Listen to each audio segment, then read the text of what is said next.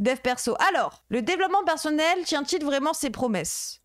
Et si tu suivais à la lettre tous les conseils des coachs, des conférenciers, des experts en mindset, est-ce que tu serais plus heureux, plus libre, plus aligné?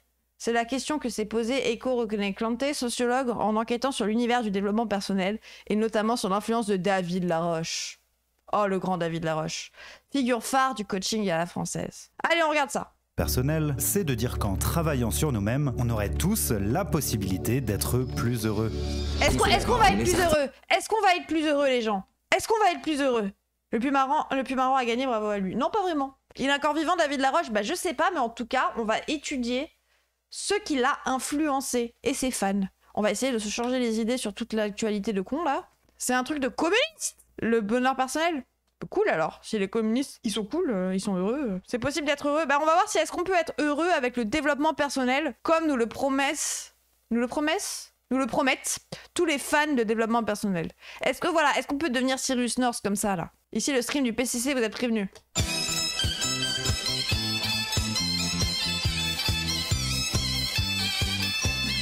Travailler sur soi-même pour être aligné. La promesse du développement personnel. Je suis pas fan du développement personnel, non plus. Je pense qu'on va le critiquer en voyant la sociologie des fans de développement personnel. Et pour voir si ça rend vraiment heureux. Personnel, c'est de dire qu'en travaillant sur nous-mêmes, on aurait tous la possibilité d'être plus heureux. Qu'on soit d'accord, on est certain que des petits changements peuvent changer totalement ta trajectoire de vie. La plus grosse source d'auto-sabotage, c'est les croyances que tu as acceptées. Il y a des gens qui responsabilisent les événements extérieurs à leur propre capacité, volonté. Je me suis créé mon cancer avec une énorme part d'émotionnel. Si je comprends bien, tout est une question d'état d'esprit, quoi. T'as une flèche que tu te prends à cause des événements extérieurs, etc., à cause de ce que tu subis et tout. Dis et bien. t'as une flèche que tu te mets toi-même. C'est un peu de ma faute du coup si je réussis pas. Ok, attendez, j'ai besoin des conseils de mon maître à penser. J'ai besoin d'être sûr que je suis sur le bon chemin. Attendez, juste j'ai besoin de me rappeler dans quel mindset je dois être devant cette vidéo. Avoir une mentalité de faible. Sur Twitch, là, à l'heure actuelle, je suis dans le top 0,00005. Et je suis qui? Moi, je traînais pas avec Gotaga quand j'étais petit. Je regardais même pas les streams. Et pourtant, là, j'ai autant de viewers. C'est le top 0,000. Arrêtez d'avoir une mentalité de faible. Sinon, vous allez rester faible et vous allez jamais grandir dans vos vies. Travaillez. Il y a des gens qui arrivent à faire des choses. T'es une exception. Je suis pas une exception, en fait. C'est une phrase de faible de dire. Ouais, phrase de une faible. exception. Il y a quoi de différent chez Michou, chez Inoxtag? Il y a quoi de différent? On est des gens normaux qui avons travaillé, qui avons cru en nous et qui n'avons pas abandonné, tout simplement. La méritocratie n'existe pas et je m'en fous.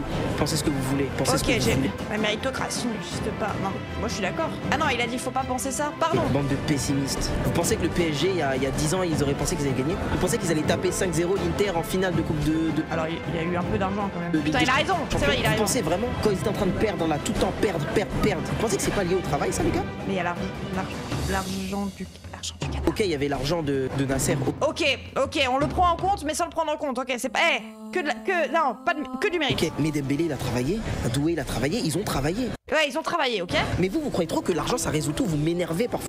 Non, l'argent résout pas tout. Mais sans argent, il y a rien qui est résolu. Ça résout quand même une petite part. Tu peux travailler, mais faut l'argent. Bon. Vous avez tellement une mentalité de perdant. Pourquoi vous pensez comme ça, les gars? Ça me dépite. On n'est pas perdant, juste réaliste. C'est une phrase de perdant, ça. Ok, phrase de perdant. T'as perdu? Perdez. Bah recommence. J'ai perdu. Fin. Mais en fait, toi, tu vas perdre 10 fois et tu vas dire, bah, je suis réaliste. En fait, je suis trop nul, j'arrive pas. Bah ouais, t'es un Ouais, mais... perdant, frère. Moi j'ai gagné mais je suis nul, c'est ça le problème. Je crois que j'ai eu que de la chance pour me remettre dans le mindset et on y va. C'est bon. Quelqu'un peut me rappeler son nom déjà, c'est pas possible. Après j'aime bien ses streams de base, c'est pour ça que je suis triste. Mais après ça se voyait que c'est un droitard mais il faisait du contenu bien pour un droitard. Imagine que tu te lances à fond dans une démarche de développement personnel en suivant tous les meilleurs conseils. À ton avis, est-ce que tu finiras vraiment par être plus heureux? Eh ben c'est... Perdre quoi? Je sais pas, mais moi j'ai gagné au jeu du stream. J'ai eu de la chance, j'ai vraiment eu de la chance. Les algorithmes m'ont poussé en avant et j'ai eu des raids et les gens sont sympas. Mais en soi, j'ai vraiment eu beaucoup de chance, tu vois. Mais j'ai taffé derrière. Mais j'ai quand même... Sans la chance, j'aurais beau taffer, j'aurais 2 viewers, tu vois. Mais pourtant je suis une perdante dans la vie. Mais c'est pas grave ça. J'ai le bœuf autiste. C'est exactement la question que s'est posée Eiko Royer-Galante, un chercheur qui est allé à la rencontre des adeptes de David Laroche, un des coachs les plus influents en France. C'est pas les cartes que t'as qui comptent, c'est comment tu joues avec. Tu suis la chaîne, tu sais que j'ai plutôt l'habitude de critiquer les arnaques de certains gourous ou les dangers de certaines théories pseudo-scientifiques. Et ben cette fois, on va s'intéresser à un angle mort de toutes ces réflexions, les personnes qui, de bonne foi, entreprennent un travail sur elles-mêmes pour essayer d'aller mieux. Je vais donc vous raconter l'histoire d'Adélaïde, une institutrice et mère de famille qui s'est lancée dans une démarche de développement photo et vidéo non contractuelles. Personnel de manière très minutieuse et qui considère aujourd'hui que le coaching de David Laroche l'a sauvé. Il m'a un peu sauvé la vie. Inspire, expire. Juste un petit message pour dire de penser à t'abonner, de penser à nous rejoindre sur Twitch si jamais. Et surtout, si t'as les moyens, et si tu peux soutenir mon travail, directement faire un don sur PayPal. Merci YouTube. On peut voir une vidéo de David Laroche, s'il vous plaît. Ah, mais des vidéos de 50 minutes, mon chef! Est-ce que j'ai confiance en moi? La confiance absolue, c'est un mythe, mais je vais partager avec toi comment faire pour avoir davantage confiance en toi. Ma réussite et mes échecs ne déterminent rien de ma valeur, déterminent juste est-ce que mon entraînement ou ma stratégie s'avère fonctionner. Donc il y a un phénomène et j'ai grandi avec à la fois une maman qui allait à Leader Price parce que tel truc il coûtait 15 centimes de moins, et puis à Lidl et puis à Carrefour, elle connaissait tous les trucs. J'ai grandi avec cette notion de chaque centime compte et mon père a été abandonné de son côté. J'ai manqué de rien, mais j'ai grandi avec une culture de on fait attention et du côté de mon père on peut tout perdre, on peut se retrouver sans abri. Donc c'est encore présent, j'ai beaucoup bossé fort si c'est vrai. Pour me libérer aussi de cette pression de tu peux tout perdre et tout peut s'écrouler que j'avais pendant longtemps. Donc là par exemple c'est inconfortable et ça va challenger ma confiance. Je veux écrire un livre, je veux vraiment que ça soit un chef-d'œuvre à mes yeux, en tout cas d'avoir tout donné pour que ce soit le cas, peu importe ce que les gens diront, et parfois je peux douter de ça. Donc oui, ça m'arrive d'avoir un manque de confiance. Mais c'est pas la bonne manière de le voir entre guillemets. La bonne manière de le voir, c'est est-ce que les choses où je manquais de confiance, j'en manque toujours? Non. Typiquement, avoir une conversation difficile avec mon père, c'est devenu bien plus confortable et facile. Parler en public, beaucoup plus facile.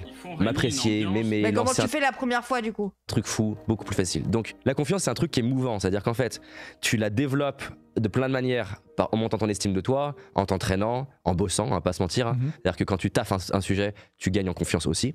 Pas forcément sur le coup, parce que ta courbe de confiance... Ah oui, d'accord, il y a... Oh ah ouais, la sociologie n'existe pas dans son monde. Il est blanc quoi. D'ailleurs, c'est une courbe qui s'appelle, je crois, Dunning-Kruger, qui est que au début, vu que t'es nul, tu surconfiance et puis d'un coup tu descends et au bout d'un moment quand même, tu vas remonter. Non, mais la classe sociale de base, moi je me sens pas à l'aise si je dois parler d'un sujet qui est réservé à la bourgeoisie avec un bourgeois, même si lui il a pas étudié et que moi je l'ai étudié. Et les bourgeois ont un excès de confiance en eux alors que nous on en a pas. Montagne de la stupidité. C'est une data ça, Freddy Krueger. Quand je vois que ça, ma broussate peut faire, j'avoue, j'ai confiance. Oh non mais, c'est juste un bourgeois, son stock à la montagne. En négociant ton salaire avec ton patron, ah merde, le SMIC se négocie pas. Non mais oui, il parle de ce genre de sujet, Emo. Ah ouais, il a l'air insupportable. Bon, bah y a des gens qui arrivent à aller mieux grâce à lui. Écoutez, il doit avoir des cercles. Alors oui, mais c'est pas exactement ça le concept, mais c'est pas vu partout ce truc. Je suis dans la plaine du doute. Ah moi aussi. Hein. Juste ressens ce qui se passe. On vient de fusionner des dimensions de toi qui attendaient que ça de fusionner. Alors si ça permet à des gens d'aller mieux, est-ce qu'on a tort de critiquer le développement personnel? Est-ce qu'il n'y aurait finalement pas du bon dans tout ça? Oui, parce qu'il y a des gens qui vont moins bien. Ou bien au contraire, est-ce qu'il faut absolument rester intransigeant en considérant que ces adeptes se font forcément manipuler? Eh bien l'histoire d'Adélaïde va nous aider à trancher tout ça.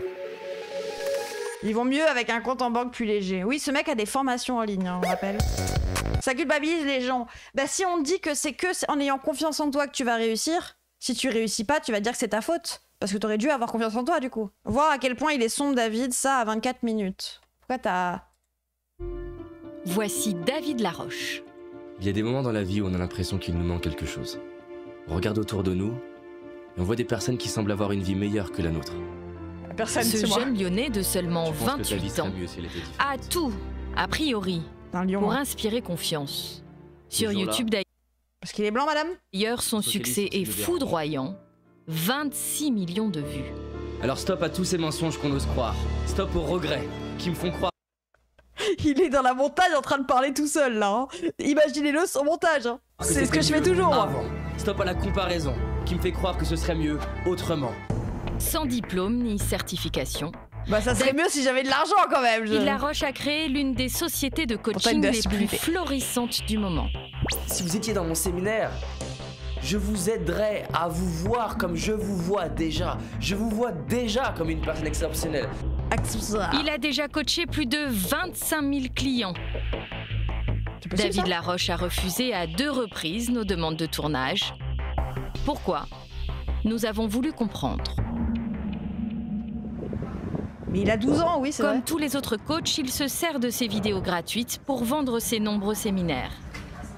Nous sommes inscrits comme participants à l'un d'entre eux. Un stage de 3 jours, d'une valeur de 1 497 €.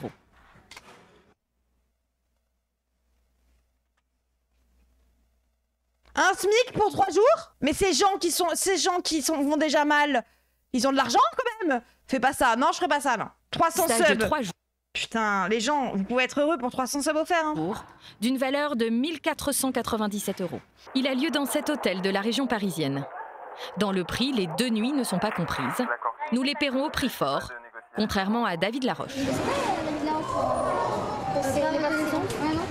Ah le bâtard.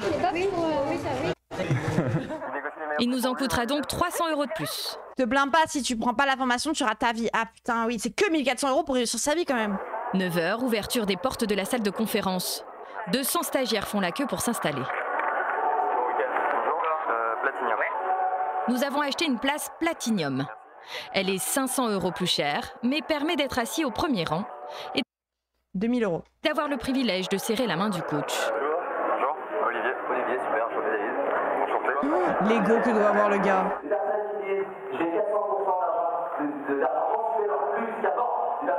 La première heure, David Laroche la passe à se vanter des résultats spectaculaires qu'il obtiendrait chez ses stagiaires.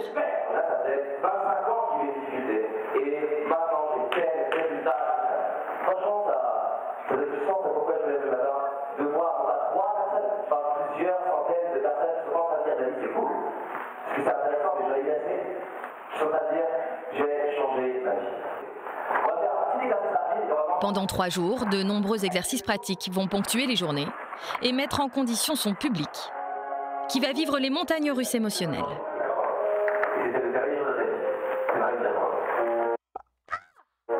David Laroche. C'était moi qui pétais en 2002. Je fais pleurer les participants.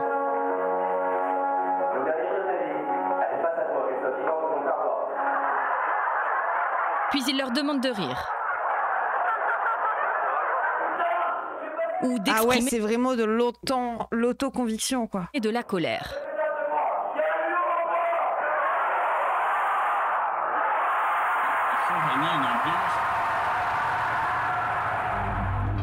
Pour le contenu pédagogique, aucun support n'est fourni. Il faut prendre des notes sans perdre le fil de l'inspiration. Il y a un côté gourou, ouais, il y a un gros côté gourou, du coach. Exemple sur l'art de faire des choix. Platine 360. Si ça vous stresse, faites-le sur des petits enjeux. J'ai moins d'1 minute pour choisir mon plat. Oh la crise d'angoisse. Ah, j'aime pas. J'ai moins d'1 minute pour choisir mon film. J'ai moins d'1 minute pour... Moins d'1 minute. C'est pas pour les autistes. Hein. C'est le muscle de... Je m'écoute, je décide. Je m'écoute, je décide. Je m'écoute, je décide. Je m'écoute, je décide. Exercice parallèle à faire, pourquoi pas dans un deuxième temps. L'inverse. De prendre pour le coup. Là, ça prend beaucoup de temps. La Mévilude avait alerté son cas à l'époque. Ok. Faut sentir ce que votre cœur vous dit de faire. Il faut ressentir ce que son cœur me dit de faire. Mais si mon porte-monnaie me dit que je peux pas le faire, si mon cœur il me dit quitte ton CDD de 35 heures qui te permet à peine de finir les fins de mois et que je finis à la rue, David, comment on fait? La pauvre meuf qui prend des notes. Les pauvres tous, ils ont payé 1500 balles minimum. Ah, mon cœur me dit à carte. Hein. Le déjeuner non plus n'est pas compris. Et à en croire cette participante, c'était pourtant le cas avant. Et avant, on avait sandwich et fruits pour ce bureau. Nous l'appellerons Sophie. Elle participe régulièrement au séminaire de David Laroche avec un objectif très précis. Comme de finance, tu vois, j'en ai marre de... C'était pour les sous-titres, c'est bon. J'aimerais vraiment voir les moyens de la vie que je veux. Donc je viens faire des séminaires en partie pour ça. Donc tu dépenses de l'argent pour avoir plus d'argent. Ouais, c'est un investissement. C'est un investissement. Et oui, effectivement, c'est ce que la plupart des gens font. C'était sûr. Je parle pas trop autour de moi parce qu'on sait pas trop. C'était sûr, c'est des gens pauvres qui économisent parce qu'ils espèrent devenir riches. C'est un peu le truc caché, ça. Au retour de la pause, surprise, des prospectus ont atterri sur nos chaises.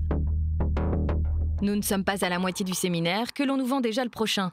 Une offre exceptionnelle, 2 797 € le stage de 5 jours, au lieu de 3 997.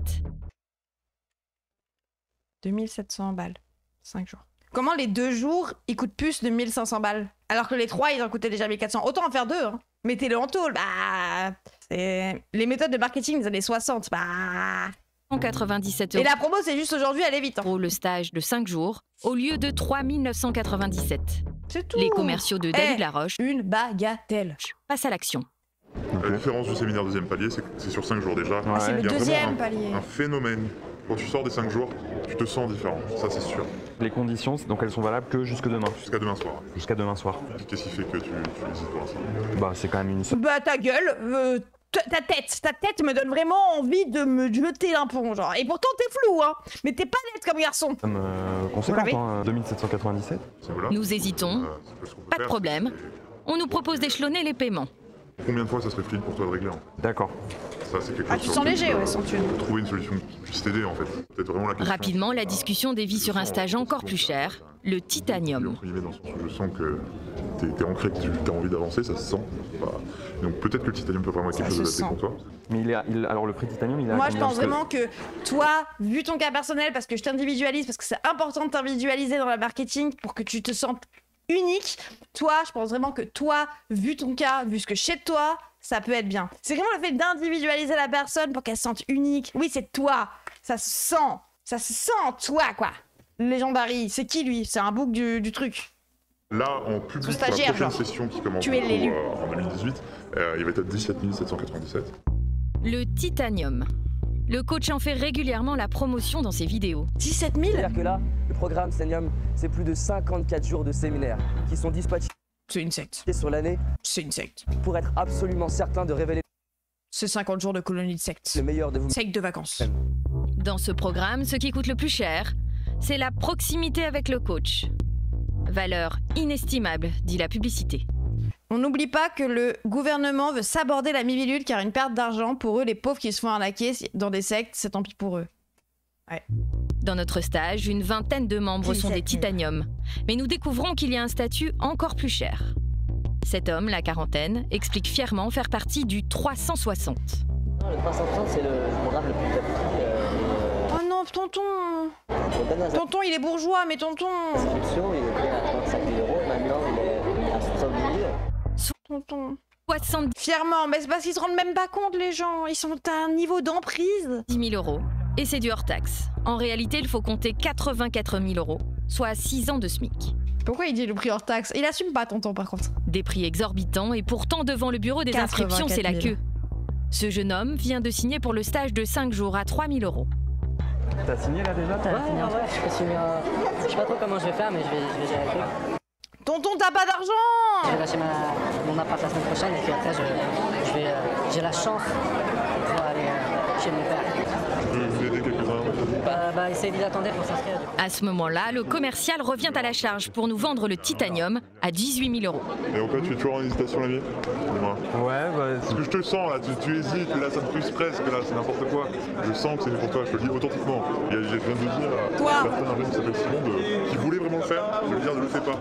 Le forcing va... Mon œil. Mon œil. Authentiquement, je viens de le dire. C'est pour toi. Putain, il me le dit à moi, je crois, j'ai l'impression. À s'intensifier. Là, je te sens stable, ancré. Je suis sûr que ça peut t'apporter. Ça t'a parlé ces 3 jours? Ouais, complètement. Tu ressors de 1 an de ça, matrixé. Tu retournes voir tes potes, tu dis, je viens de faire 1 an de David Lafarge, j'ai plus rien qui va, j'ai envie de me buter et j'ai plus de thunes. Ces gens, faut les mettre en prison. Complètement. Parfois, je t'ai dit hier de me retirer un peu, réfléchir à ce qui est dit, sinon c'est trop de... Je comprends. Et en soi, t'as la possibilité, c'est juste que le prix sera différent. Ah oui, le prix double demain, quoi. Ah putain, mais c'est la même technique que chez nous, wesh. Ces démarches commerciales agressives sont remontées aux oreilles de la Miviludes. Ah oui, c'est légal, mais c'est immoral. La cellule française de lutte contre les dérives sectaires. Serge Bisco, son président, connaît très bien David Laroche. Et pour cause, le jeune coach est en train de bouleverser ses statistiques. Nous avons reçu 13 signalements en l'espace de 2 ans. David Lafarge, Pokémon! Focalisé sur une seule personne, c'est très significatif. En temps normal, il vous faut combien de temps pour avoir 13 signalements? 5, 10 ans parfois. Ces signalements, ce sont d'anciens participants ayant déchanté ou des personnes inquiètes pour leurs proches. Ah oui, plutôt, il y a des gens qui auraient payé jusqu'à 100 000 €. Là, c'est un couple d'amis qui s'apprêtait à souscrire un crédit pour payer un coaching personnalisé de 30 000 €. Bonjour, je m'interroge sur un soi-disant coach de vie nommé David Laroche, car ma petite sœur ne voit plus que par lui. La Miviludes s'inquiète. Elle a repéré chez David Laroche les 3 principaux critères. Il mange des bébés, je crois. Ah ouais, ça m'étonnerait pas. Sectaire. La déstabilisation mentale, le caractère exorbitant, et le terme important c'est exorbitant, des exigences financières, la rupture avec l'environnement d'origine. Ok, bon. Bah, on va regarder notre vidéo sur ces discours bien sereinement maintenant qu'on le sait. Endetté sur plusieurs années. Ah waouh. Trop envie de faire des conférences et vendre des formations contre ce genre d'arnaque. Avec plaisir. On va voir donc du coup quelle est la sociologie des fans de David Laroche. Bon, c'est pas les fans les plus chevronnés qui payent, hein, c'est je pense les fans qui regardent que les vidéos YouTube. C'est pas lui, W. Bien sûr, c'est David Lafarge Pokémon. Bien sûr que si. Bien sûr que si. Tu peux mettre le lien du reportage. Oui.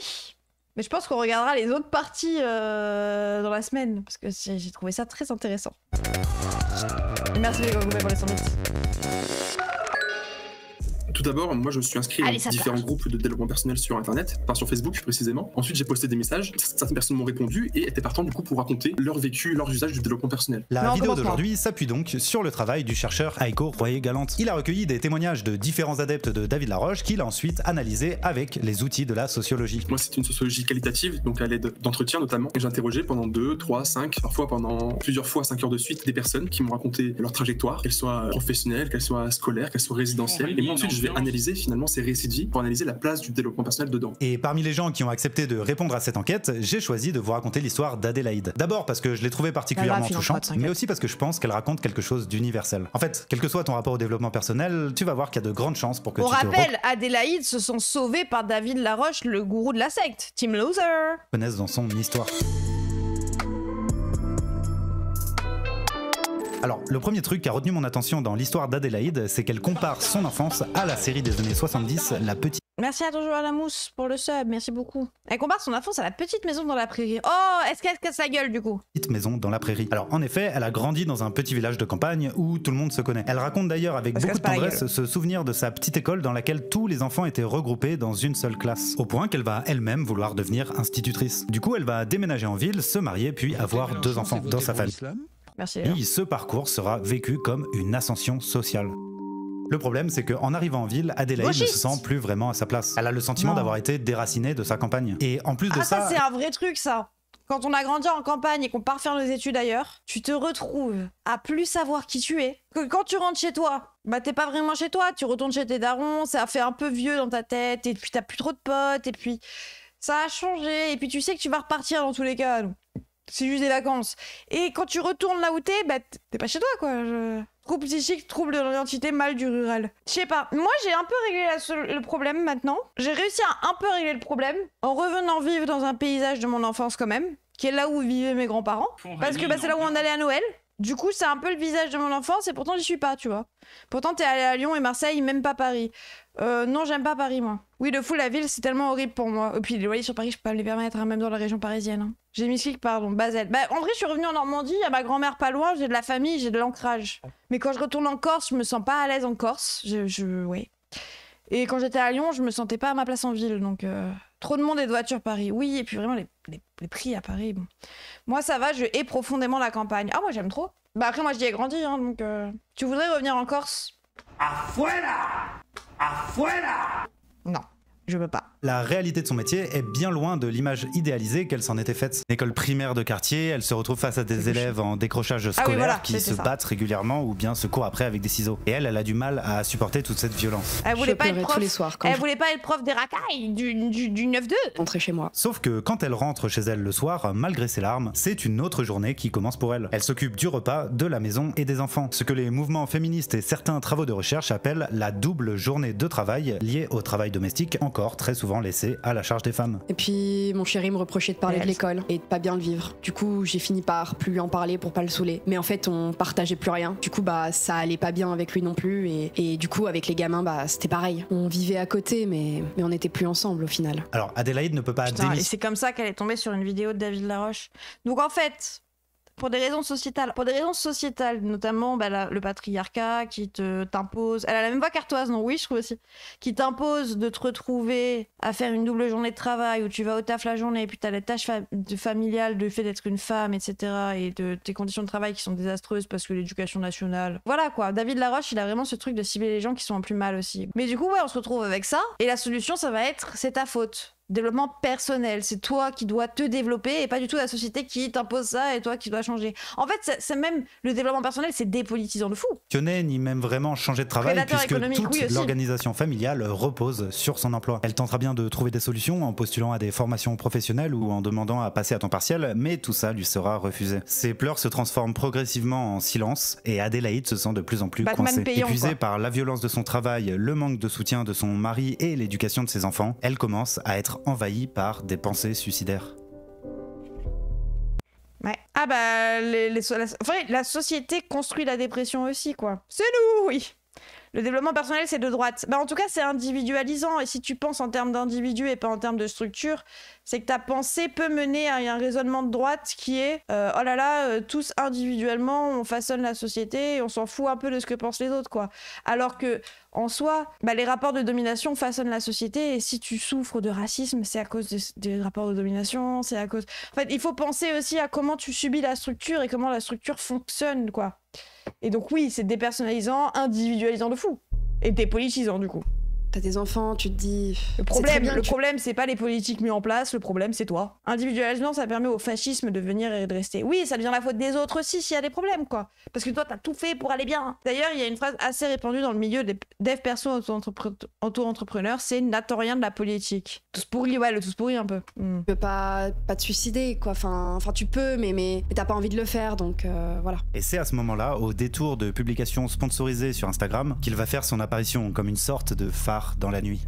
Bonjour à vous. Si tu subis du racisme, juste arrête. Si tu subis du racisme, travaille sur toi, bon sang. Je suis David Laroche, j'espère que vous allez bien, que t'es en pleine forme. Inspire, expire. Et juste ressens ce qui se passe. On vient de fusionner des dimensions de toi qui attendaient que ça de fusionner. Et plus vous entraînerez, plus vous créerez le muscle de prendre conscience de plus en plus tôt de ce qu'il est en train de se jouer. Mais si je vis la vie qui me correspond pas, si je m'occupe d'un arbre qui est pas le mien, comment je peux être Ah, faut pas aider les autres. Ok, bon, ok. Confiant. David Laroche est donc une des figures les plus influentes du développement personnel sur l'internet français. À la fois conférencier, entrepreneur et coach, il est connu pour ses vidéos de motivation et ses formations destinées à regagner confiance en soi. Et Adélaïde va se reconnaître dans cet ancien timide qui a surmonté ses pulsions suicidaires pour reprendre sa vie en main. J'osais pas lever la main en cours quand je le pouvais, j'osais pas créer mon entreprise, j'osais pas aborder une femme qui me plaît. Et ce qui m'a amené d'ailleurs à me poser des questions de est-ce que je vais pas mettre fin à ma vie, est-ce que je vais pas me suicider. Et de l'entendre.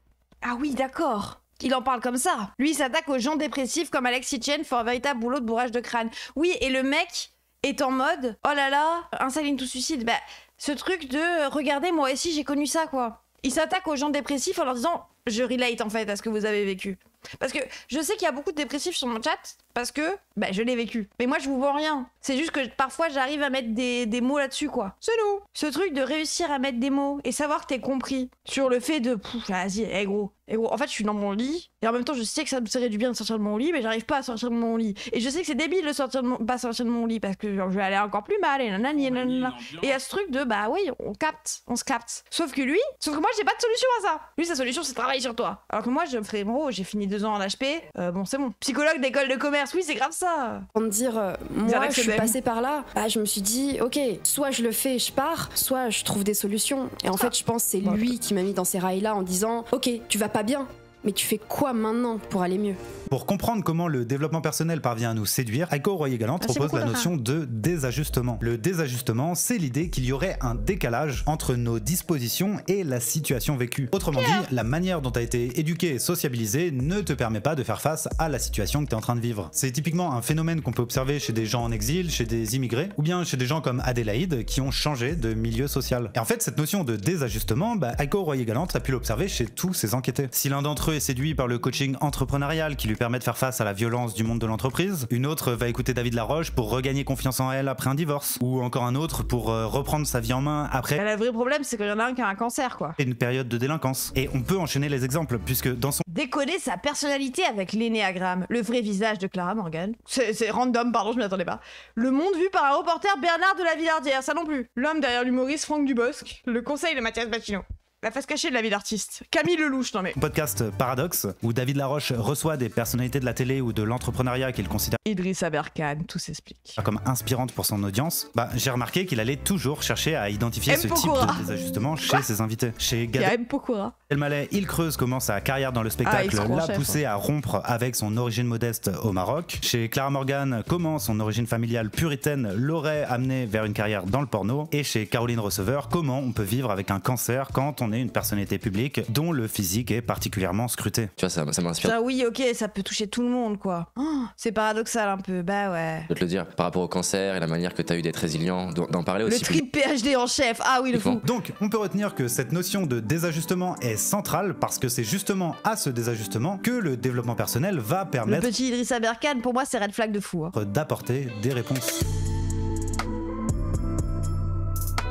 Se Quand réajuster le chemin du Adélaïde bonheur. découvre David Laroche, elle est à fleur de peau à cause de la situation difficile qu'elle est en train de traverser. Et en fait, elle apprécie avant tout ces contenus qui lui permettent d'apprendre à gérer ses émotions. Elle le considère comme une sorte de présence rassurante qu'elle peut mobiliser dans les moments de difficulté. Écouter David, c'était aussi pour moi mettre une personne positive dans ma vie, tu sais, comme s'il faisait partie de mon entourage. J'imagine que ça vous arrive d'avoir de la peur, de la tristesse, de la colère, de la joie, de l'enthousiasme, de Ouais, ça m'arrive, ouais. l'amour, de la confiance. Salut, c'est Greg.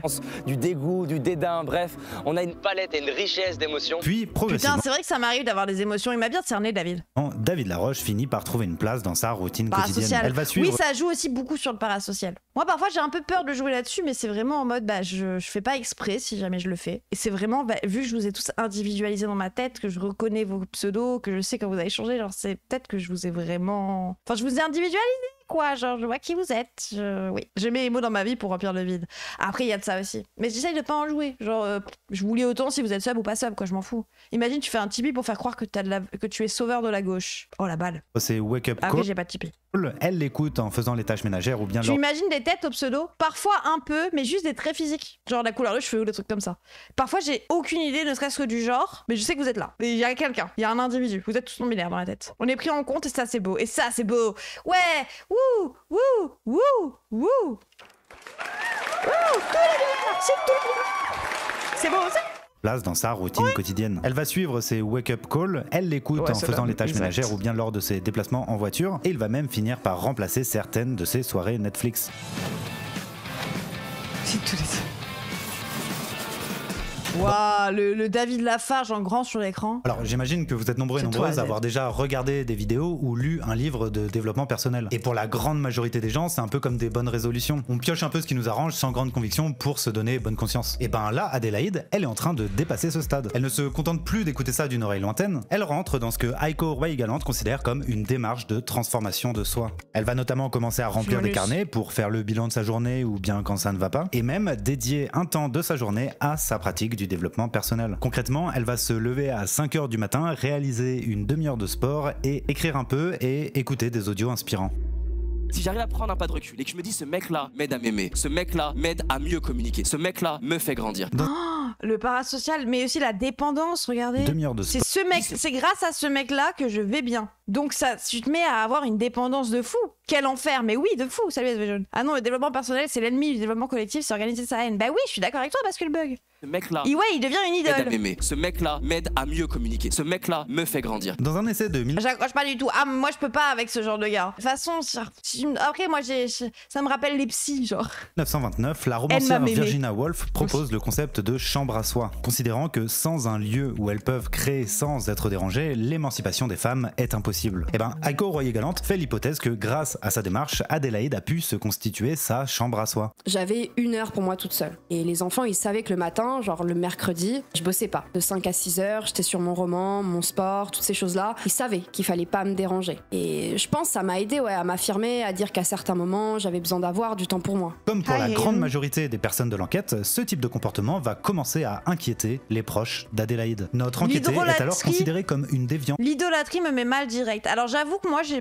pourrais avoir de l'idolâtrie.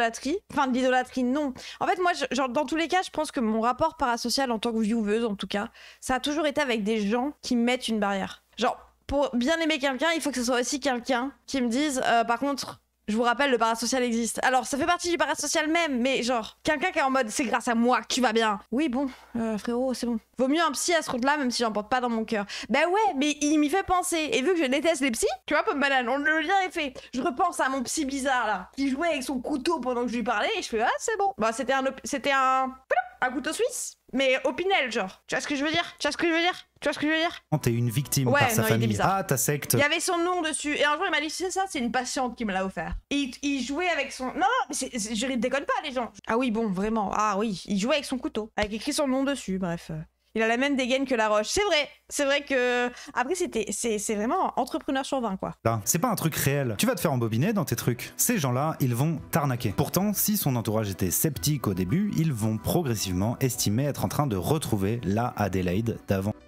En fait, le développement personnel n'est pas en train de changer Adélaïde, mais lui. Au moins, t'as pas eu un médecin qui écrit des bouquins complotistes à une collection de fœtus. C'est qui? C'est un réel, ça?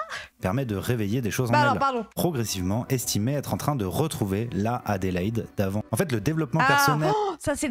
Alors, vrai truc, ça. C'est un vrai truc de la dépression. Genre... Si vous allez mal, dans la dépression, il y a vraiment cette pensée, pendant un long moment, qui peut durer, de l'image qu'on a de soi avant la dépression. Ou avant le moment où la dépression elle pète, parce que je sais pas si la dépression était là avant, etc. J'ai pas étudié la chose. Mais il y a ce truc de, quand tu vas mal, tu te dis, oh là là, on a tous vu ça, je pense qu'on ressente les mêmes émotions. Je me souviens plus comment j'étais avant la dép. Oui, moi je me revois enfant en train de rigoler et j'avoue parfois, genre je me dis putain mais comment pendant ma dépression je me suis souvent dit putain mais j'étais trop heureuse avant. Mais en fait non, ça se trouve j'étais dans le déni quoi. Ouais, je me reconnais plus. Et puis moi j'étais une enfant, je rigolais tout le temps quoi. J'avais pas de potes, je me faisais harceler à l'école et tout, mais chez moi je rigolais tout le temps, je chantais tout le temps, j'étais jamais malade, je courais partout et tout. Genre j'étais vraiment une boule d'énergie quand j'étais petite.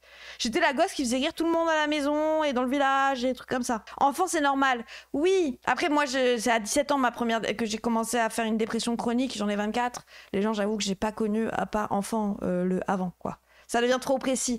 Bah oui. Mais il y a ce truc de, tu te dis, putain, mais comment j'étais avant? Mais en fait, peut-être que j'étais dans le déni, et peut-être qu'on va juste mal, et peut-être que, en fait, j'aurais jamais été de gauche, et peut-être que, il y a plein de trucs où je me dis, en vrai, de toute façon, c'est à partir de quand j'ai commencé à aller mieux, en soi, que je me suis dit, de toute façon, je peux pas revenir là-dessus. Et c'est aussi maintenant un rapport que j'ai sur les conneries que j'ai faites. Ça sert à rien de se dire, oui, mais si j'avais. Genre, vraiment, j'ai arrêté de penser ça. Si j'avais fait ça, si j'avais fait ça. Enfin, non, je le pense comme tout le monde, hein. Mon accident que j'ai eu, mon accrochage que j'ai eu, je me dis, oh là là, mais si j'avais pris une autre route. Oui, ok, c'est bien. Tu peux faire tous les scénarios. Hein.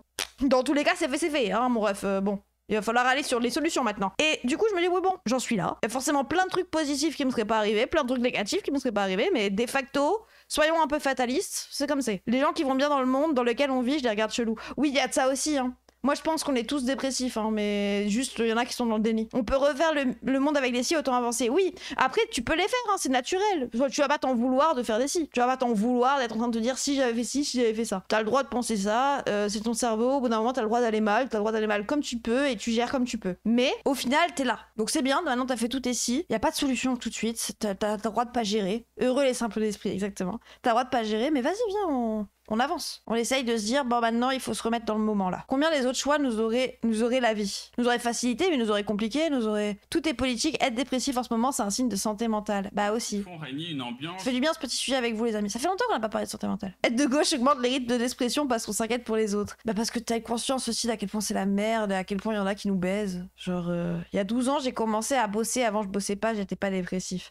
Ah, moi, non. Moi, j'avais 17 ans, phobie scolaire. Après, j'ai dû partir de chez moi et tout. Il y a tout qui s'est empiré. J'ai fini 2 ans à l'HP, j'ai fait les TS, genre vraiment, sans mon accident, je serais probablement en ingé, en costard, centre droit, donc je me dis qu'au final, je suis peut-être pas perdant. Oui, et puis même en soi, à part le fait que dans le capitalisme, ça soit compliqué d'être handicapé. En soi, entre handicapé, c'est pas une vie moins cool que les autres, donc tu perds pas. À quelle époque vous pensez que c'était mieux de vivre? Bah maintenant, tu vis maintenant, c'est que c'était forcément le mieux. Parfois, faut être un peu nihiliste aussi, hein. En fait, moi, genre, c'est pour ça aussi l'agnosticisme, c'est pour ça que je crois en rien et en même temps, je me dis que tout est possible, c'est que je me dis, ouais, dans tous les cas, ça, je peux rien y faire. J'ai fini par accepter que je pouvais rien faire à certains trucs, quoi. Ce que je trouve dommage, c'est la réaction de la société par rapport à la dépression. Ah, la société est validiste de fou, hein. Bah, de toute façon, tu peux rien y changer non plus. Tu peux juste essayer de changer les gens. Moi, j'ai eu la chance que mes parents, ils soient vachement renseignés quand ils ont vu que deuil à 13 ans et foyer et pas de famille. Ouais, mais tu peux y changer quoi? Genre, c'est horrible, hein. Mais tu peux y changer quoi? Et pourtant, j'ai pas envie de te dire, du coup, c'est à toi de te faire bien. Non, vas-y, bats-toi, parce que en vrai, on doom. Et t'as le droit de doomer. Et ça, c'est horrible. Donc, t'as le droit de penser que c'est horrible. Après, il y a d'autres trucs qui sont moins horribles que ça, hein. Si dans le chat vous êtes orphelin à 13 ans en foyer et que vous allez mal, pourtant vous avez tout pour vous. Vous avez le droit d'aller mal, vous avez pas choisi. Oh, au bout d'un moment vous allez mal, c'est bon, hein, c'est pas à cause des conditions que vous n'avez pas à vous en vouloir d'aller mal, genre. Tout ce dont j'ai besoin dans ma vie, c'est d'un croissant au beurre. Putain, je crois que j'en ai un. On est un peu une famille ici. Mais bref. Donc oui, le manque de la personne qu'on était avant, dépressif. Mais en vrai, est-ce qu'il est vraiment enviable? Est-ce que j'ai vraiment envie d'être cette meuf qui joue et qui court partout? C'est bon, j'ai 24 ans. Alors je suis un peu enfantine, moi. Ah, j'aime bien Monsieur Z, t'as raison, Pomme Banane. Je suis un peu enfantine. Moi, genre vraiment dans ma vie, je suis comme ça. Quand je marche dans la rue, je tiens mon sac comme ça. Quand je vais à ma voiture, je sautille. Genre, je suis au courant, j'ai 24 ans, j'ai l'air d'une teubée qui veut pas grandir. La vie est trop compliquée, je m'en fous. C'est bon, je suis mieux comme ça. J'ai vraiment pas envie d'être la personne que j'étais avant pour le coup. Ah, en vrai, je le suis peut-être un peu. Et puis même, genre, je sais pas. Parfois, c'est la vie, peut-être qu'on avance aussi comme ça, quoi. On aurait peut-être été pire, hein. Si on était tout le temps la personne qu'on était avant, c'est que nous-mêmes, on aurait harcelé les gens. Pour moi, la vie est riche parce qu'on vit plusieurs fois dans nos vies. Pourquoi vouloir la résumer à une seule façon d'être ou de penser? Oui, voilà aussi. Peut-être que ça reviendra. Peut-être que j'aurais pas eu ce beau melon derrière moi. Croissant au beurre ou beurrati. En même temps, quand tu vois la vie d'adulte, comment c'est plein de trucs relous, c'est normal de pas vouloir grandir. En fait, ce qui est bien dans l'enfance, c'est aussi le fait de pas avoir conscience de ce qui est relou. C'est pas que rien n'est relou, parce qu'on avait des trucs relous. Et honnêtement, les tristesses que t'as enfant, tu les vis aussi fois 1000. Hein. T'es triste pour des choses bien plus ridicules, mais parce que tu te rends pas compte d'à quel point la vie c'est dur. Ça faisait du bien de temps en temps. Elle n'est pas en train de changer Adélaïde, mais lui permet de réveiller des choses en elle qui font écho à la manière dont elle a été sociabilisée. Notamment ce fameux souvenir heureux de l'école, son goût pour l'écriture et pour l'introspection. J'ai toujours eu cette envie de comprendre ce qui m'arrivait, ce qu'on pouvait ressentir en fait et comment on pouvait s'en sortir. Finalement, elle s'affirme sur le plan professionnel, sanctuarise des moments pour elle sans être dérangée par ses enfants et renoue avec son mari. Par sa démarche de travail sur soi, elle semble progressivement parvenir à agir sur son désajustement et, à l'image de David Laroche, parvenir à se réajuster. Je suis passé Ah, attendez, bah, ça me fait penser à un autre truc. Il commence quand le avant? Parce que Camille, c'est un truc que tu me fais penser, c'est aussi, genre, je me rappelle quand tu m'as dit, mais je sais pas c'était quand avant. C'est quand que j'allais vraiment bien. Genre, ouais, ok, j'ai commencé à faire ma dépression à 17 ans. Mais peut-être c'était à 16, et de toute façon, j'étais en phobie sociale depuis que j'étais petite, et puis de toute façon, j'étais autiste dans un monde sans comprendre que c'était l'autisme, et j'ai appris quand j'avais 20 ans que j'étais autiste, je voulais pas d'amis. Quand t'es enfant, t'as envie de fuguer parce que t'as pas eu de dessert à dîner. Moi, ma mère, je pensais qu'elle préférait ma sœur, et j'ai fait un caprice parce que ma mère, elle me calculait pas alors que j'étais en train de faire des galipettes dans l'eau, à la piscine des voisins. J'étais en train de faire des roues. Et elle me regardait pas. Et elle calculait que ma sœur au téléphone. Et vous savez, c'était quel jour? C'était le jour des résultats du bac de ma sœur. C'était totalement normal qu'elle me calcule pas. Hein. Au bout d'un moment, je fais des galipettes dans l'eau. Ma sœur, elle a les résultats du bac. T'es stressée. Bon, eh ben moi, j'ai fait un caprice. Et j'ai voulu fuir pour ça. C'est ta sœur aînée, c'est pour une théorie à moi. Oui, j'ai 2 grandes sœurs. Mais de très loin. Je suis en dépression depuis enfant et je vais mieux depuis que je suis plus dans le salariat. Ouais, moi aussi, je vais mieux aussi pour ça. Et je m'autorise à être moi-même et pas culpabiliser. Bah ouais, je capte aussi ça. Ça se voit, il a une tête de vendeur de Toyota. Ah oui, par contre, oui. Bac galipette de émo. Bah un peu. J'ai dormi une nuit dehors avec mon frère, je sais même plus pourquoi. Ah oui, mais en même temps je le vivais trop mal, les gens, j'ai trop pleuré. Quand t'es gosse, tu pleures pour rien. Mais j'avais mal, oh là là. Sur son désajustement et à l'image de David Laroche, parvenir à se réajuster. Je suis passé, selon ma mère, de léthargique à avoir des milliers de personnes dans des pays où on parle même pas français qui me disent j'adore ta motivation, j'adore ton énergie. Bon alors du coup, conclusion, vive le développement personnel et vive David Laroche? Eh ben non, c'est un peu tôt pour conclure ça. Parce qu'après avoir vu le côté positif, bah il faut maintenant qu'on s'intéresse au revers de la médaille. Un livre qui pourrait t'aider à aller mieux? Non mais c'est vrai, je me suis beaucoup enfermée dans la fiction à cette époque de ma vie où j'allais pas bien. J'aime beaucoup les livres. J'y réfléchis et je te dis. Quand on raconte notre vie, on a naturellement tendance à sélectionner ou modifier ce qui nous arrange pour se mettre en valeur. C'est ce que les sociologues appellent l'illusion biographique, faire croire C'était les côtés positifs? Bah c'est les côtés positifs dans le sens où ça aide un peu. Il y a des gens, ça les aide vraiment. Bah après, bon...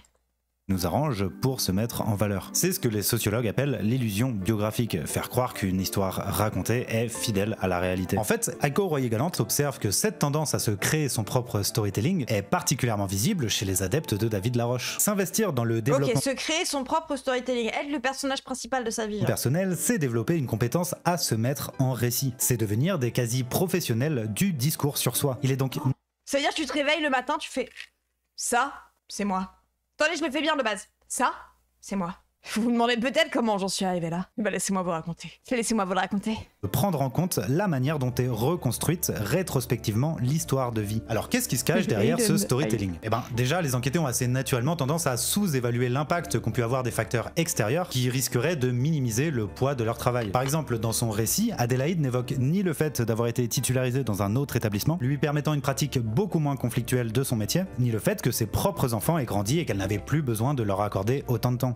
J'ai réussi grâce à ça, c'est grâce à moi, grâce au travail sur moi-même en fait qu'aujourd'hui je vais mieux. Cette disposition à se mettre en récit en fait, elle leur fournit un capital symbolique dans l'interaction. C'est quelque chose qui peut le rentabiliser en fait. Ensuite, ils ont tendance à oublier ou ignorer les... surtout très dépolitisant, moi c'est surtout ça. Coûts et les sacrifices exigés par leur démarche. Ça peut être des coûts financiers. Un enquêté estime par exemple avoir dépensé environ 7 000 € dans des formations pour devenir entrepreneur, dont 3 200 € pour participer à un séminaire de David Laroche. Ça peut être des coûts sociaux, comme on l'a vu avec le jugement négatif de la famille ou de l'entourage, qui les voient comme des déviants ou des victimes, mais ce sont également bien souvent des coûts non négligeables de temps et d'énergie. Vous vous rappelez quand je disais qu'en rentrant chez elle, Adélaïde devait prendre en charge une double journée de travail? Et ben dans son cas, Echo Royer-Galante invite même à relativiser. En fait, genre, de temps en temps, je me dis putain, ma daronne, hein. Mes darons, parce que moi les deux vraiment on fait ça. Nos darons ils sont solides les gens. En fait, daron c'est un métier et ils travaillent même le week-end les bâtards. Et c'est pour ça que je veux pas être daronne. Hein. Oui, bah je sais pas moi, le week-end tu dois te réveiller à 8h parce que la petite elle a besoin d'aller à son cours de danse et l'autre, nanani, elle nous fait chier. Et puis l'autre, de toute façon elle est réveillée à 7h, elle a 2 ans. Il faut bien lui donner un petit déjeuner. C'est bon. T'es obligé de te lever, t'es obligé. T'as pas le choix quand t'as des gosses. Daron, pas de vacances, bah oui. Après, force à vous les darons. Beaucoup de sacrifices. Après, il y a l'amour en plus. Au pire, tu drop et vite. Un métier fait avec amour, c'est différent. Bien évidemment. Mais moi, je sais que je veux pas d'enfant à partir du moment où ça me stresse trop. L'idée de devoir, toute ma vie, faire des trucs pour quelqu'un. Pas parce que j'ai pas envie. Ouais, c'est les responsabilités qui me stressent. C'est que si je faillis à ma mission, si j'échoue dans mon travail, on me vire. J'en trouverai un autre. Alors, c'est chiant parce que j'ai des mois où j'ai peur de finir à la rue.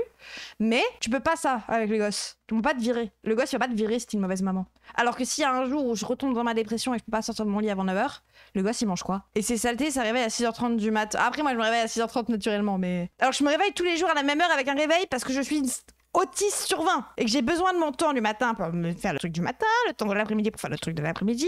Tout doit être une routine qui fonctionne exactement pareil. Ces temps-ci, je me challenge un peu, mais j'ai un peu bon. La dimension émancipatrice du concept de chambre à soi, qui éviter Marine Le Pen, en fait rendu possible qu'au prix d'une 3e journée de travail. Le temps passé à visionner des vidéos, à remplir des carnets, à ordonner des vision boards, à encadrer des citations inspirantes, etc. Tout ça s'ajoute à son emploi en tant qu'institutrice et à sa 2e journée de travail consacrée aux enfants et aux tâches de la maison. Même si Adélaïde arrive et tous les samedis. Dites-vous, moi je nettoie mon appart le vendredi. Tous les vendredis après-midi, rangement, nettoyage. Les darons, ils sont obligés de le faire. Moi, j'avoue, je peux dodge de temps en temps. Ça m'arrive. Là, pour l'instant, je suis dans cet appart depuis 2 mois. Il ne faut pas que je dodge, sinon ça va s'enliser. Comme dans l'ancien appartement où j'ai pas fait le ménage pendant 1 an. Bon, les autres en appart trop fort. Pour l'instant, quasiment à chaque fois. Là, j'ai pas lavé le sol hier, j'avais eu la flemme. Ok, les Pueblo. Non, mais je rangeais, mais j'étais incapable de... Et plus le temps passait, plus tu te dis... Oui, mais du coup, c'est impossible, je peux pas repartir de zéro. Donc il faudrait que je fasse petit à petit. Je commence, tu ranges une partie, puis tu refous le bordel. Et après, t'arrêtes. Le déménagement, c'était pas trop une période horrible, genre niveau anxiété, je suis dedans. Je reviens de l'état des lieux des entrées, et l'appart est chouette, mais bordel, l'angoisse, c'est horrible. Mes darons l'ont fait pour moi. J'avoue. Moi, mes darons, ils sont très, très, très compréhensifs avec mes problèmes. Tu casses, tu nettoies, tu répares. Hein. Ouais, exactement. Enfin, j'ai nettoyé avec eux, hein, bien évidemment, mais mes parents m'ont aidé et ont organisé le truc. Mon père, il est très... Et il faut faire ça. Il est très directif aussi. Donc je me laisse faire et je fais ce qu'il me dit. Voilà, c'est tout. Perso, je passe avec des chaussures de terre. Au bout d'un an, le salon, c'est le jardin.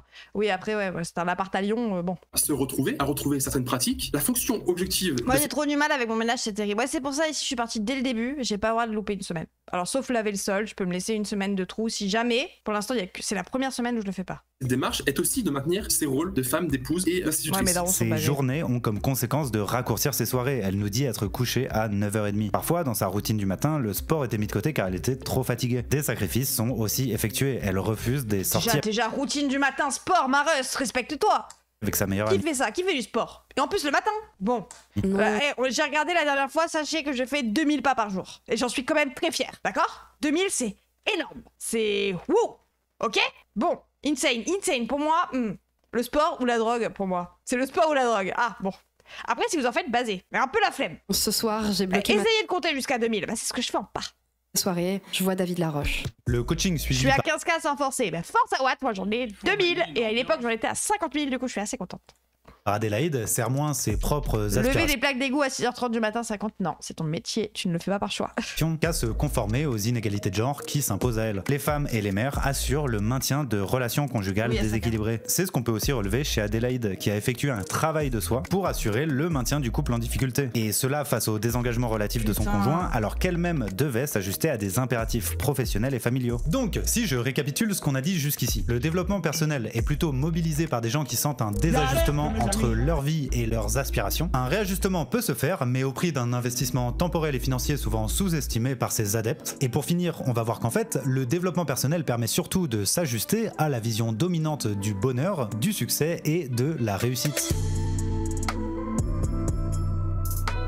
Conclusion, réaliser ses rêves. Une injonction capitaliste. Bah oui, déjà oui. Et donc, rêve grand. Ou la pute, je me connais mal. Mais pas pour impressionner les autres. Rêve grand parce que déjà, tu te sens vivant, parce que ça te fait te bouger. Quand tu te lèves le matin, tu sais pourquoi t'avances. Le développement personnel repose sur une idée simple mais terriblement puissante. Le bonheur et l'épanouissement sont accessibles à tout le monde. Alors oui, il faut être capable de rêver grand, travailler sur soi-même et faire des efforts, mais il n'empêche que tout le monde a la possibilité de cultiver ce rêve. Si j'appuie sur le bon levier, il y a un lion qui sort. Ah Si ouais, j'appuie sur pas la possibilité de l'exercer, ni la possibilité d'atteindre, de cultiver. Vous avez le droit d'avoir un rêve et le... Mais je crois que j'ai pas de rêve. Enfin, j'ai pas d'objectif de vie, de rêve de vie. Genre être heureuse. Je m'en fous de comment, juste être heureuse. Y a pas un truc subjectif. J'aimerais bien juste me sentir... Même pas être heureuse, juste être bien. Passer gold sur LOL. Bah c'est déjà ça. Bah oui, c'est ça le truc, c'est que genre, je m'en fous un peu. Genre si jamais je suis heureuse en étant boulangère, je suis heureuse en étant boulangère, quoi. Savoir pourquoi on se lève, imagine, non je rigole MDR, mais imagine quand même. Imagine. Est-ce que tu considères qu'habiter dans un pays étranger pour la culture est un rêve claqué au sol? Bah si ça te rend heureux, si tu sens que ça, tu seras heureux. Mais si tu te dis juste que c'est ça et que ça se trouve tu seras pas heureux là-bas, pas juste le fait d'être là, ça se trouve tu seras dépressif mais content de vivre dans un autre pays, tu vois. Bah je sais pas, ça vaut pas le coup. Alors que si t'es heureux là-bas, oui. Tu vois, je pense que c'est pas ça qui me rendra heureuse ni qui me rendra pas heureuse. Franchement, si j'ai un bouton pour faire spawn un lion, je suis heureux. Ouais, mais ça me rendra pas heureuse. J'allais dire qu'elle termine, mais c'est pas vraiment un rêve, je crois. J'allais dire qu'elle se termine, mais c'est pas vraiment un rêve. Oui, non, ça marche pas, tu seras pas heureuse. Vraiment. Tu seras pas heureuse vu que rien change. Pourquoi tu te lèves pour streamer parce que t'as pas le choix, c'est ton travail ou... Non, le stream fait partie de mes journées. Sinon, je me lève quand même à 6h30 parce qu'avoir une routine où je me réveille à 6h30 me fait du bien. Je sais que pendant longtemps, je m'en suis voulu d'avoir une routine et j'ai fini par accepter c'était l'autisme. Et au final, je m'en fous. Si ça me fait du bien de me réveiller à 6h30 et que ça m'évite de stresser toute la journée pour me disant putain, mais le soleil est déjà levé quand je viens de me réveiller, c'est le genre de truc qui me stresse, bah je garde ma routine et c'est bon. C'est quoi ta running routine? J'en ai pas. Mais juste 6h30. Je vais dans la cuisine, je prends mon médicament, je vais dans la salle de bain, je me prépare. Ensuite, la journée commence à 8h30. Oui, ça met du temps. le bon levier, il y a une lionne qui sort. Aiko Royer-Galante observe d'ailleurs qu'à force de travailler sur eux-mêmes, ces enquêtés commencent à accumuler ce que les sociologues appellent des capitaux non certifiés. Ça peut être des savoir-faire, comme c'est le cas pour Adélaïde, qui développe des compétences de gestion des émotions, d'introspection ou d'organisation. Ça peut être des nouvelles relations, plusieurs enquêtés travaillent par exemple à créer des liens avec des gens considérés comme inspirants, et ça peut être aussi une reconnaissance symbolique. Aujourd'hui, Adélaïde ne se définit par exemple plus comme une institutrice, mais plutôt comme une romancière. Elle a écrit un livre, elle aimerait en écrire un deuxième et continuer dans cette voie. Pour Adélaïde, comme pour d'autres indépendants que j'ai pu avoir, être indépendant, c'est aussi utiliser cette mise en récit de la réussite comme manière de se légitimer face à leurs potentiels clients et comme manière de se légitimer aussi eux-mêmes en tant que nouvel indépendant. Le modèle que propose David Laroche leur permet de valoriser symboliquement cette nouvelle position et de s'investir dans la figure de l'entrepreneur, nouvelle figure héroïque populaire. Devenue une véritable entrepreneuse d'elle-même, Adélaïde a su formuler son rêve c'est de l'individualisme et c'est ça qui est dépolitisant. Je me lève à 13h tous les jours et je suis heureuse parce qu'avant c'était 17h. Bah oui, voilà, bah oui. Mais il n'y a pas de bonne heure les gens par contre. Hein. Vraiment, pensez pas que je dors beaucoup pour autant, hein. Je me couche souvent à minuit. Donc bon, je pense que je vis en fatigue constante, hein, mais bref. S'affirmer dans ce qu'on appelle le nouvel esprit du capitalisme. Il s'agit en gros de la manière dont le capitalisme s'est renouvelé en valorisant l'autonomie, la créativité, la flexibilité sans... Je commence à penser que ce David n'est pas une bonne personne. Habile. Remettre en question les logiques d'exploitation. Dans la vidéo précédente par exemple, on avait vu comment être au chômage est devenu immoral dans une époque où tout le monde a la possibilité de devenir auto-entrepreneur. Eh bien, le capitalisme a également colonisé la question du bonheur en faisant un enjeu moral. Tu seras heureux si tu fais tous les trucs qui vont dans le bon sens. Parce que c'est ça qui est valorisé par la société. T'es heureux quand t'as réussi socialement. Parce que c'est bien de réussir socialement. T'es heureux. Je suis heureux. Parce que regardez, j'ai un travail. Et du coup, tu te dévalorises si t'es au RSA. Et en plus, toute la société te force à l'être. Pour la validation des autres. Non, mais aussi pour les injonctions que la société te fait en boucle. Quand on parle des assistés, parce que t'es au chômage ou au RSA. Alors que pour moi, t'es vraiment une personne noble dans le fait de survivre avec un RSA. Oh, mais bon, bref. T'es heureux quand la société te fait croire que tu es accepté. Oui, aussi. Mais c'est surtout en mode, tu fais les choses valorisées, quoi. Donc c'est bien. C'est que tu vas dans le bon sens, du coup t'es bien. Et en même temps, tu seras quand même malheureux. Hein, parce que tu chercheras toujours le truc que tu fais pas bien. Oui, on peut dire que la société le fourre. Bien évidemment. Hashtag discours de mon père matrixé France Inter. Bah oui. Et moi, quand j'étais dépressive, les gens. Ce qu'on me disait pour essayer de me rassurer, c'était en mode mais tu as tout pour toi, t'es intelligente, t'as une famille qui t'aime, il y a des gens qui t'apprécient, t'es dans un pays, t'es dans un bon pays, puis tu vas bien, puis t'as les bonnes études, puis oui t'as tout pour toi. Et le tout que t'as pour toi, c'est que t'as un emploi, c'est que t'es valorisé par la société, c'est que tu rentres dans les normes sur ça, c'est que t'es valide sur ça. T'as les capacités, putain t'as les capacités, t'as aucune raison de pas aller bien. Et c'est pas pour être méchant, mais les gens valorisent les choses en toi. C'est encore plus culpabilisant, oui, c'est encore plus culpabilisant, de fou. Je suis très d'accord avec vous. Même moi, je suis d'accord. Ça va ? C'est marrant. Essayer d'être raisonnable face à la dépression, ça marche pas juste. Ouais, oui, de fou. Je suis très d'accord. Mais oui, et en plus, ce sur quoi on est raisonnable, je m'étais jamais rendu compte que tu valorises ce qui est valorisé par la société. Bah oui, t'as tout ce qu'il faut, pourquoi tu peux pas faire l'effort? Mais oui, mais t'as tout ce qu'il faut dans le sens de la société. Résumé de ma scolarité, encore entendu au boulot des années durant. Il a des capacités, mais il les exploite pas. J'attends toujours le manuel utilisateur des capacités. Bah oui, c'est ça aussi. Comment on l'exploite? C'est du moment où être heureux dépend d'un travail sur soi. Alors être malheureux devient suspect. Ça devient la preuve d'un manque de travail, d'un refus de prendre son destin en main. Si tu te dis que c'est mort, et ben c'est mort. Et donc du coup, t'as déjà la réponse, t'as pris ton rêve et tu l'as écrabouillé. Donc le développement personnel repose sur l'illusion qu'on serait tous égaux puisqu'on aurait tous des rêves à accomplir et des obstacles à surmonter. Finalement, peu importe les inégalités, les horreurs ou les violences qu'on a vécues, chaque événement. Toute ma adolescence, on m'a dit peut mieux faire, mais jamais on m'a demandé si j'en avais envie. C'est le meilleur message que j'ai lu aujourd'hui, je crois. Genre, voter Mélenchon, c'est je sais pas, il est beau. C'est vrai en vrai. Ça montre à quel point c'est vraiment le capitalisme qui nous matrix, quoi. La vie peut et même doit être considérée comme une opportunité de s'accomplir. Martin Seligman, le grand penseur de la pensée positive, a par exemple participé à développer des programmes de développement personnel pour lutter contre le syndrome post-traumatique des soldats de l'armée américaine. Il a même inventé la notion de post-traumatic growth. Programme de développement personnel pour lutter contre le syndrome post-traumatique des soldats de l'armée américaine. Il a même inventé la notion de post-traumatic growth, l'épanouissement post-traumatique. Alors, quand vous avez tué quelqu'un, quand votre meilleur ami a été tué dans un combat, c'est une occasion de s'épanouir. Quand vous avez été licencié, c'est une occasion de s'épanouir. Quand vous avez divorcé, c'est une occasion de s'épanouir. Et je crois que l'exemple le plus parlant de ça, c'est Caroline Receveur et David Laroche qui parlent du cancer comme d'une opportunité. Ça a été quoi en fait le plus challengeant pour toi dans cet événement ou cette série d'événements? Et évidemment, c'est admirable. Il y a du positif dans tout. Bah, il faut non, il y a pas du positif dans tout, mais il faut réussir à vivre, à se reconstruire après, quoi. Bah, j'ai pas du positif dans mon viol, hein, je suis d'accord, mais bon. Être capable de se relever et de continuer à vivre après avoir traversé les pires galères. Mais le problème, c'est quand l'injonction... Ouais, non, il n'y a pas du positif dans ce que je vois ce que vous voulez dire et je vois à quel point c'est problématique. À la réalisation de soi... Je vois la vision, mais ça raccourci ma regarde. Ouais, j'ai eu la vision au début de me dire, oui, bah si j'ai un cancer, si j'en survis, autant positiver. Après, frérot, de là à avoir du positif dans le viol, bon, oui. Invite à ignorer les souffrances des autres. Donc ouais, c'est plutôt, il réussit à faire de ton trauma une source de profit pour lui. C'est pour lui, quoi. Genre, ok, prochaine fois, je me fais contrôler par un flic parce que j'ai une tête d'arabe, je vais voir le côté positif. Je vois ce que vous voulez dire. Il s'agit d'effacer ce que Emmanuel Levinas appelait le scandale de la souffrance. Sans scandale de la souffrance, il n'y a pas non plus, je pense, de conscience politique ou d'action politique possible. Et le piège, c'est que non seulement ces discours sont très répandus, très rassurants et très agréables à entendre. Il faut de la détermination, de la résilience, et avec ça, vous réussirez toujours. Et sans argent. Plus dans le sens, ça amène à devenir qui tu es aujourd'hui. Ouais, mais j'aurais préféré être qui je suis aujourd'hui sans avoir vécu ça.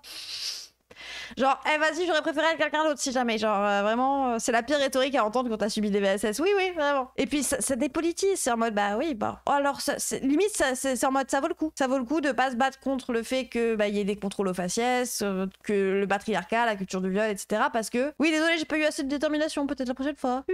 Oui, bon. C'est en mode, oui, bah si t'as pas d'argent, dans tous les cas, la détermination elle t'aide pas. Hein. Je suis très déterminée, alors je suis SDF, mais je vais devenir auto-entrepreneur, les mecs. En plus de ça, ils ont un impact sur notre conception du monde et notre empathie pour les autres. Aiko Royer-Galante observe qu'après une démarche de développement personnel, ces enquêtés ont tendance à considérer que tout le monde pourrait et même devrait faire comme eux. Adélaïde va créer une dichotomie entre ses amis qui se victimisent et elle qui a pris ses responsabilités. Et ça devient un ponzi. Le monde, même si elle émet des doutes sur ce point, pourrait, selon elle, se prendre en main et sortir de son petit confort. Tu peux pas à chaque fois dire là je croise les doigts, tu croises les doigts, arrête de croiser les doigts, quoi, décroise les doigts. Il y a des gens qui responsabilisent des événements extérieurs à leur propre capacité, volonté, travail. Et il faut bien comprendre que le fait d'aller culpabiliser son entourage, c'est pas une maladresse de quelques individus qui manqueraient d'empathie, c'est le cœur du message de David Laroche. Travailler sur soi-même est vendu comme une manière de pouvoir influencer les autres. Combien ça vaut? OMG, il y a quelqu'un qui avait pré-shot, il te forme pour former les autres, quoi, au final. Je croise les doigts, tu vas faire quoi, toi? Eh ouais, mais allez dire au migrant qui se fait refuser à la frontière et qui se fait renvoyer dans son pays, où on va lui couper la main, allez lui dire, c'est un événement positif pour toi, tu vas te reconstruire derrière. Non, évitez. Et d'inspirer nos enfants, notre femme, notre mari, nos parents, les gens dans le monde, nos clients. Comme dit Gandhi, ma vie est mon message. Combien ça vaut de se lever le matin, de faire tout pour se créer une vie inspirante et que sans rien faire, il y a des gens qui se disent waouh, s'il peut le faire, si elle peut le faire, je vais le faire aussi. C'est pas Waouh. Ouais, y a rien de plus dépolitisant. Et Papsan, on en revient à Papsan. Hein. Lui, il était rien. Il connaissait pas Gotaga, tout ça. Mais en vrai, si lui, il l'a fait, vous pouvez le faire, le chat. Il gueule trop fort, il me tend. De toute façon, un bus de 1000 personnes, c'est impossible. Donc après, c'est vrai. C'est un très grand bus. Qui se fait entre les gens qui se prendraient en main et les autres qui se laisseraient aller correspond à ce que la sociologue Scarlett Salman appelle une nouvelle méritocratie du laisserait aller. C'est peut-être un truc que j'ai pris du dev perso, mais j'ai jamais un regard de regret pour le mois d'avant. Je regrette rien du passé, au contraire. Bah tu peux pas. Alors moi je peux regretter des trucs, je peux regretter des relations, je peux regretter des gens et tout, mais genre même des traits de caractère ou des moments où j'ai pas pris une opposition, mais parce que c'est naturel déjà de regretter des sortes de trucs. Mais c'est en mode bah autant continuer d'essayer au moins un minimum. Alors en vrai c'est cool. En vrai de toute façon, en fait c'est un truc qui est horrible à dire. Mais j'ai un ami qui a fait une tentative de suicide il y a pas longtemps. Et je lui ai dit, bon, quitte à mourir. Bah, il a survécu, je vous rappelle. Quitte à mourir, d'abord, essaye de lâcher ton taf. Genre, il y a des étapes avant la mort. Au pire, si ça va pas, bah, tu pourras toujours essayer. Mais d'abord, essaye de quitter ton taf. Essaye de quitter tous les trucs qui stressent. Alors ouais, ça fait flipper, hein. Vous avez plus flippé que mourir? Genre, vraiment, mon ref. Bah, moi, je choque les gens. C'est bon. Faut les choquer. Quitte à mourir, autant emporter un bonjour avec soi. Mais non, essaye d'être en mode... Ok, d'abord, essaye de quitter ton taf. Peut-être que ça va essayer de faire mieux. C'est exactement ce que je me dis. Bah oui, c'est ça. C'est en mode, bon, quitte ton taf. Et ça va tellement mieux. Bah oui. Bah après, parfois, ça va pas mieux. Bah, quitte ta meuf. Change d'appart. Peut-être que c'est ton univers. En fait, d'abord, essaye tous les trucs. Et si t'as peur, dis-toi que mourir, ça fait encore plus peur. Hein. Tout s'arrête. Hein. Au moins, essaye. Je te jure, ça vaut le coup d'essayer au moins. Pas binaire, il y a la stabilité ou rupture totale. Il y a le si tu finis à la rue, bah au moins t'auras essayé, tu pourras mourir après. Genre, t'auras pas besoin de souffrir si tu meurs. Mais essaye. Dis-toi que t'as envie, tu peux essayer des trucs pour aller mieux. Alors ça semble radical, tu te dis peut-être que tu seras forcément pas heureux, mais essaye. Bon, à ce que la sociologue Scarlett Salman appelle une nouvelle méritocratie du travail sur soi. Et donc finalement, la manière dont tu travailles à ton propre épanouissement devient un terrain de distinction sociale comme un autre, avec des dominants et des dominants. Ouais, je suis d'accord, j'ai pas la peur de mourir, mais je sais pas. En fait, moi, ce que j'aime pas dans le fait de mourir, c'est ce que j'avais peur.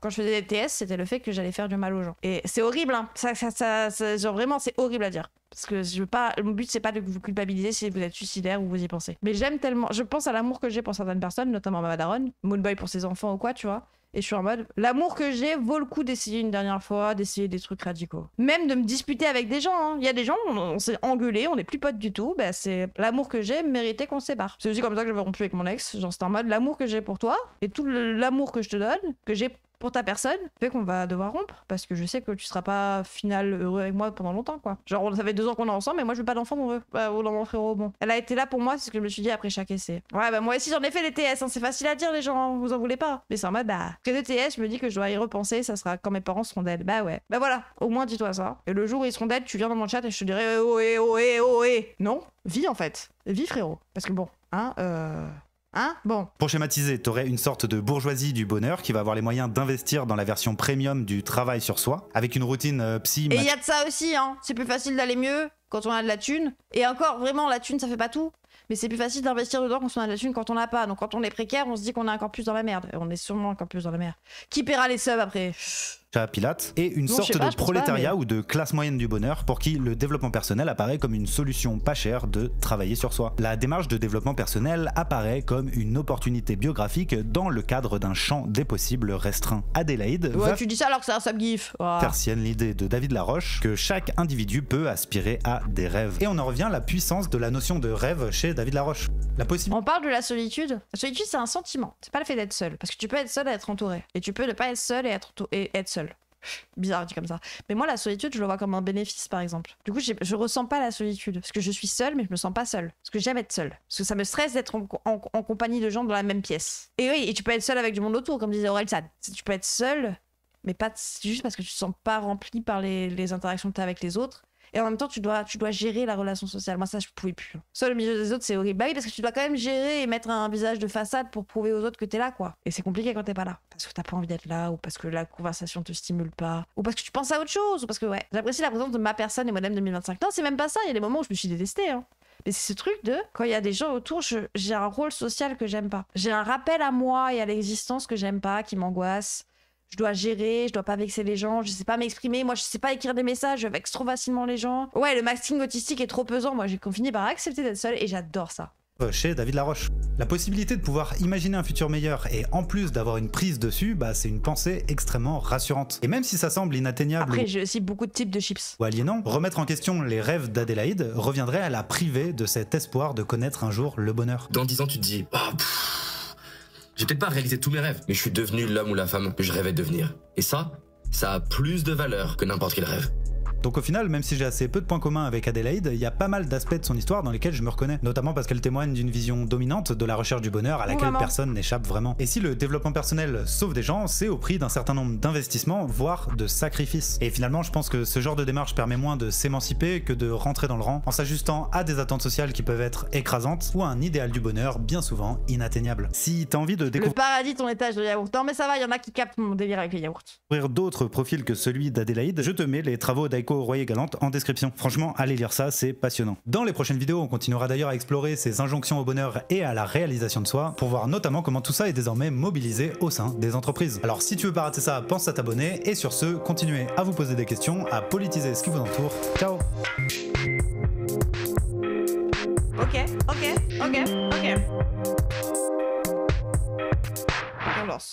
On danse. Il est pas mal ce petit youtubeur. Oui, j'aime trop Réflexion Basse. On avait parlé vite sur Instagram quand il faisait son truc sur Elon Musk, mais il est gentil avec David le bah il est sakakaka à la vie, hein. Putain, j'ai encore fait 4h40 de stream. Je dois vous saouler à force, hein.